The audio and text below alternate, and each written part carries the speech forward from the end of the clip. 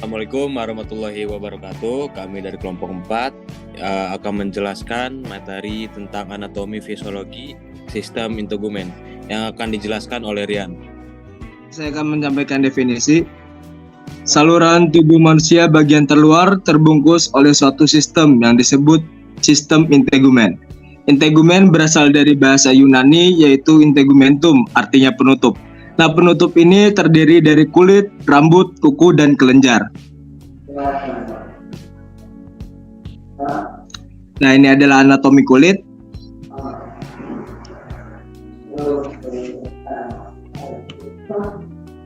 Lalu kulit tersusun atas 3 lapisan utama. 1. Epidermis, 2. Dermis, 3. Hipodermis. Selanjutnya, epidermis, lapisan luar kulit yang tipis dan avaskuler, terdiri dari epitel berlapis gepeng bertanduk mengandung sel melanosit, sel tanduk keratinosit, Langerhans, dan Merkel. Terjadi regenerasi setiap 4-6 minggu. Lapisan epidermis. Yang pertama ada stratum corneum, lapisan sel gepeng yang mati dan tidak berinti. Protoplasmanya telah berubah menjadi keratin. Yang kedua ada stratum lucidum, tidak jelas terlihat dan bila terlihat berupa lapisan tipis yang homogen, terang jernih, inti dan batas sel tak terlihat. Yang ketiga ada stratum granulosum, berperan dalam mencegah dehidrasi, bekerja sebagai penyaring selektif terhadap masuknya materi asing, serta menyediakan efek pelindung pada kulit. Yang keempat ada stratum spinosum. Sel spinosum saling terkait dengan filamen, memiliki fungsi untuk mempertahankan kohesivitas, kerekatan antar sel dan melawan efek abrasi.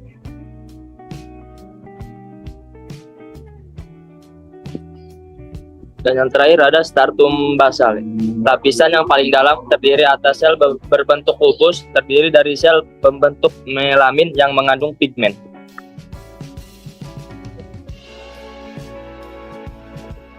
Di sini fungsi epidermis dibagi menjadi 4. Yang pertama ada proteksi barir, yang kedua sintesis vitamin D dan sitokinin, yang ketiga ada pembelahan dan mobilisasi sel, yang terakhir ada pigmentasi. Selanjutnya dermis, berisi 3 jenis jaringan, kolagen dan serat, elastik, otot, dan saraf. Terdiri dari jaringan ikat yang menyokong epidermis dan menghubungkannya dengan jaringan subkutis. Lapisan ini mengandung pembuluh darah, pembuluh limfe, dan saraf, dan juga lapisan elastik. Fibrosanya padat dan terdapat folikel rambut. Bagian dermis. Bagian dermis ada 2. Yang pertama pars papillare, yaitu bagian yang menonjol ke epidermis, berisi ujung serabut, saraf, dan pembuluh darah. Lapisan tipis dan terdiri dari jaringan penghubung yang longgar, menghubungkan lapisan epidermis ke lapisan subkutis. Yang kedua ada pars reticulare, banyak mengandung jaringan ikat, folikel rambut, pembuluh darah, saraf, dan kolagen.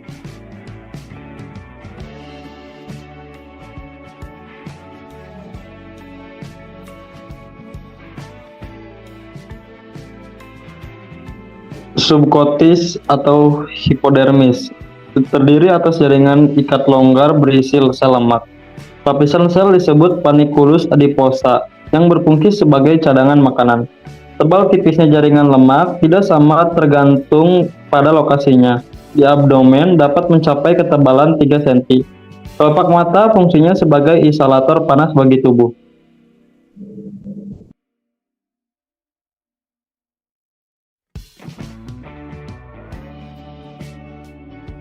Struktur aksesoris kulit. Struktur aksesoris kulit yaitu ada 2, kelenjar pada kulit dan kelenjar keringat. Kelenjar pada kulit itu terbagi 2, ada kelenjar keringat dan kelenjar sebaceus. Kalau di kelenjar keringat ada kelenjar ekrin dan kelenjar apokrin. Struktur aksesoris kulit. Kelenjar ekrin itu kelenjar kecil, letaknya dangkal di lapisan dermis, bermuara di permukaan kulit. Kedua, sekresi kelenjar ekrin dipengaruhi oleh stres emosional, faktor panas dan saraf simpatis. Yang ketiga, fungsinya untuk pengeluaran keringat, pengatur suhu tubuh. Kelenjar apokrin terletak lebih dalam, sekresi lebih kental. Yang kedua, banyak terdapat pada aksila, areola, mamae, pubis, dan saluran telinga luar.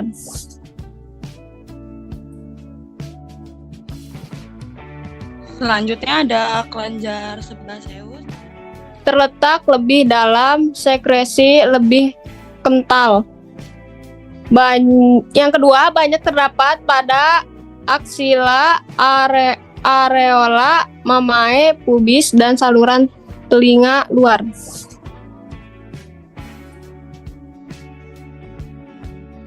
Selanjutnya ada kelenjar sebaseus. Terdapat di seluruh permukaan kulit kecuali di telapak tangan dan kaki. Terletak di samping akar rambut, bermuara pada folikel rambut.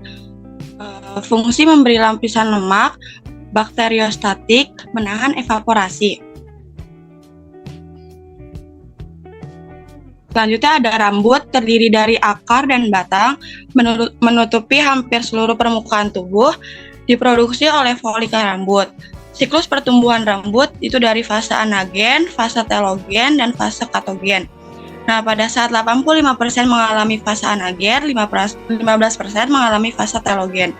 Selanjutnya yang terakhir adalah kuku, bagian terminal lapisan tanduk yang menebal. Akar kuku bagian yang terbenam kulit jari, badan kuku bagian atas jaringan lunak ujung jari, tumbuh 1 mili per minggu, dan yang terakhir itu fungsinya untuk melindungi jaringan tangan.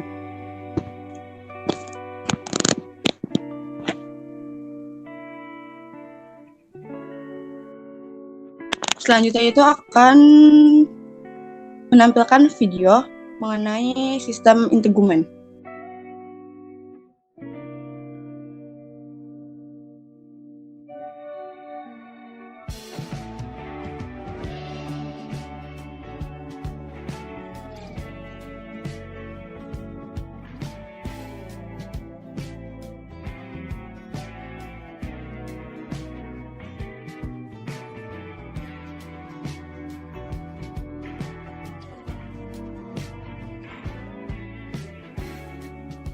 Yang terdiri dari 3 lapisan, epidermis, dermis, dan hipodermis. Perjalanan kita dimulai dari epidermis, yang merupakan lapisan terluar kulit. Lapisan kedap air ini adalah pelindung tubuh dari bakteri dan cedera.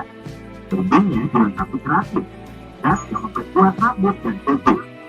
Umur pelindung ini tidaklah lama, namun sel yang sudah mati akan digantikan dengan sel baru setelah 4-6 minggu. Jika diratakan, kulit orang dewasa rata-rata berukuran 2 meter persegi dan bobotnya sekitar 9 kg, atau kira-kira seperti selimut berukuran sedang. Limfosit, mereka melawan bakteri dan mikroba yang berhasil menembus pelindung luar. Mari masuk lebih dalam, ke bagian bawah epidermis. Pembuatan pelindung tubuhmu terjadi di tempat ini. Di sini, lapisan pelindungnya lembut dan perlahan makin kuat. Lihat, itu sel penghasil melanin. Seseorang bisa berkulit gelap karenanya, tapi bukan cuma sinar matahari yang bisa mengubah warna kulitmu. Kulitmu bisa jadi oranye jika kamu kebanyakan makan wortel. Tapi kekuatan super keren buat bagian bawah epidermis adalah intinya yang seperti panel surya. Berkat kemampuannya, kulit bisa mengubah sinar matahari menjadi vitamin D yang memberi energi pada tubuh. Oke, kita menuju dermis, lapisan kedua dan yang paling tebal. Tetapi ketebalannya tergantung pada letaknya. Yang paling tebal ada di kulit, dan yang paling tipis ada di kelopak mata. Sekarang kita berjalan menembus kulit kananmu. Di dalam dermis kondisinya langsung dan basah. Yang pertama terlihat adalah upaya seperti hamok dan karat tulang. Ini adalah protein. Berkat mereka, kulit jadi cukup elastis. Ngomong-ngomong, keringat sebenarnya tidak berbau. Bau fisiknya muncul saat menyatu dengan bakteri kulit. Dermis memiliki sistem penjaga keamanan khusus bernama fagosit yang melawan bakteri. saatnya meluncur ke lapisan kulit yang paling dalam, epidermis. Permukaannya sangat lembut dan berminyak serta lemak. Lemak di mana-mana. Namun, berkat lemak ini, kita bisa duduk dengan nyaman. Dan sekarang, kita akan melihat fitur kulit yang paling keren, regenerasi. Saat tersayat, luka akan tertutup oleh gumpalan darah. Kulit ini mengeras di bagian luar untuk melindungi tubuh dari masuknya makhluk asing. Lalu, muncullah fibroblast dalam tubuh tadi. Ia memperbaiki luka dengan jaringan parut yang punya peranan penting. Kulit terdiri dari serat yang menuju ke segala arah, tetapi jaringan parut hanya punya serat berbentuk paralel. Fibroblast menggunakan jaringan parut untuk konsentrasi yang lebih cepat daripada menggunakan serat biasa. Kamu juga harus menentukan makanya kulit di bekas kamu terlihat berbeda.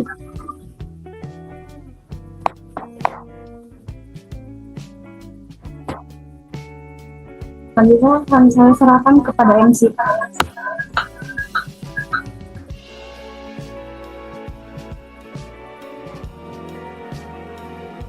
Romi. Oke, sekian presentasi dari kelompok kami. Silakan yang ingin bertanya. Ya, izinkan. Nama saya Lestari dari kelompok 2. Izin bertanya. Ketika kita punya luka kan, terus kan lukanya kering tuh. Kan kulitnya kan jadi berbeda kan sama kulit sebelumnya. Itu tuh penyebabnya karena apa ya? Terima kasih. Oh, yaudah. Izin bertanya, untuk kulit sendiri kan kalau misalnya kalau dicubit misalnya kan itu kan pasti ketarik ya. Jadi pasti kan ada tingkat elastis di kulit itu tuh. Nah, kenapa sih kulit tuh bisa elastis gitu tuh? Terima kasih.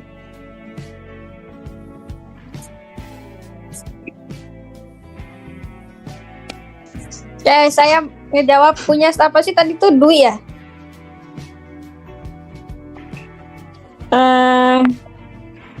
Itu tuh karena adanya regenerasi dalam kulit, dan regenerasi kulit itu dibantu dengan adanya fibroblast dan jaringan parut yang memiliki bentuk seperti serat paralel. Karena dengan adanya jaringan perut, regenerasi akan terjadi sangat cepat, dan karena itu kulit yang bekas adanya luka itu akan terlihat berbeda. Ngerti itu, Dwi? Ya, ngerti. Terima kasih. Selanjutnya akan menjawab pertanyaan dari Dita Syifa. Nah, pertanyaannya itu, kenapa bisa kulit menjadi sangat elastis? Jawabannya, karena kulit itu memproduksi zat kolagen dan elastis. Jadi, karena kedua zat tersebut, kulit menjadi sangat elastis. Bisa dimengerti tidak, Dita? Bisa. Terima kasih. Oke, sekian terima kasih presentasi kami dari kelompok 4. Kurang lebihnya mohon maaf. Wabillahi taufiq wal hidayah. Wassalamualaikum warahmatullahi wabarakatuh. Waalaikumsalam Waalaikumsalam warahmatullahi wabarakatuh.